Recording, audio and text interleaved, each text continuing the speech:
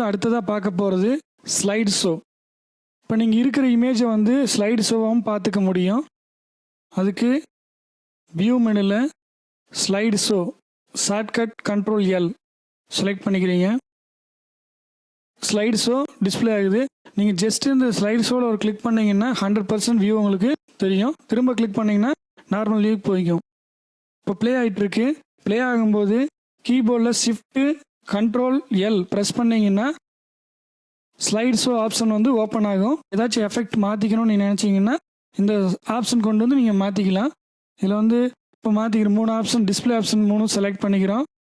Plus 1 second இருக்குது. அப்படியே இது வந்து ஃபுல் இமேஜ், அதாவது காம்பேக்டாக இருந்தால் போதும்.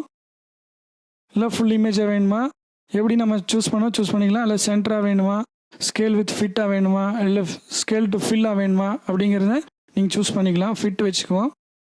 அப்புறம் ஃபேட் இருக்கிறத புஷ் நம்ம வச்சுக்குவோம். ஓகே கொடுத்தீங்கன்னா உங்களுக்கு இப்போ நீங்கள் பார்க்குற வந்துட்டு ரோல் ஆகிட்டு இருக்கு. இதுதான் ஸ்லைட் ஷோ. உங்களுக்கு இந்த ஸ்லைட் ஷோலேருந்து வெளியே வரணும்னா ஜஸ்ட் கீபோர்டில் எஸ்கேப் கீ ப்ரெஸ் பண்ணிங்கன்னா ஸ்லைட் ஷோ வந்து வெளியே வந்துடும்.